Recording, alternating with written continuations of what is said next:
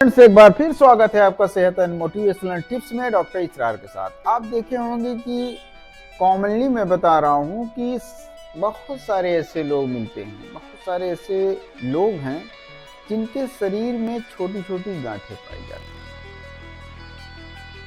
कहीं भी हो सकती हैं वो गांठें, सर से लेकर के पैर तक। आखिर इन गांठों को होने का कारण क्या है? सबसे बड़ी बात तो अगर ब्लड का सर्कुलेशन नहीं होता तो गांठें पड़ना शुरू हो जाती हैं।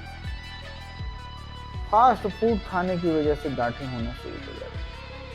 तंबाकू, सिगरेट, गांजा यानी नशा करने से भी गांठें पड़ना शुरू हो जाती हैं। बहुत ज़्यादा गर्म खा लिए फिर तुरंत ठंडा खा लिए, इससे भी गांठें पड़ने का कारण है।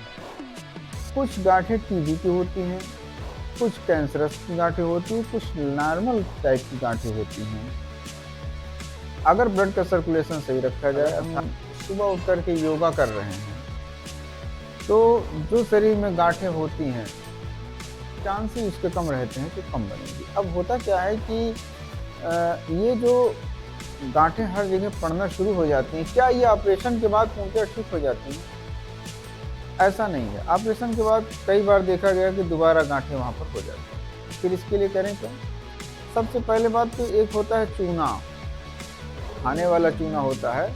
अगर आपके शरीर में गांठें हैं तो आप चूना को दही में मिलाकर, दाल में मिलाकर के प्रयोग कर सकते हैं बहुत थोड़ी मात्रा में। जैसे एक मटर के दाने से आधा अथवा मटर के दाने के बराबर प्रयोग कर सकते हैं। तो इससे आपकी गांठों को गलाने में चूना काफ़ी हेल्पफुल है। दूसरी बात, आयुर्वेद में बहुत सारी ऐसी दवाइयाँ हैं, जैसे कचनार गुग्गुल हो गया, विद्यवातिका बटी हो गई और योगा हो गया। इन सब दवाइयों को लेने से आप देखेंगे कि गांठों में कमी आती है। ये सहायक हो सकता है। और गांठों को चेक करवा लेना चाहिए कि वो गांठें किस टाइप की हैं, मैलिग्नेंट हैं कि नॉर्मल सेल की बनी हुई हैं, टीबी की हैं अथवा कैंसरस की गांठें हैं।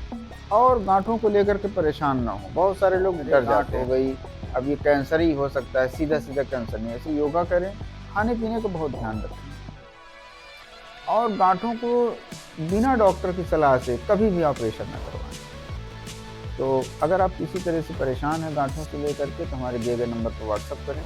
हम उसमें कुछ सहायक जड़ी बूटी औषधियाँ हैं वो आपके घर तक पहुँचाएंगे। आज इतना ही। देखने और सुनने वालों को बहुत बहुत धन्यवाद।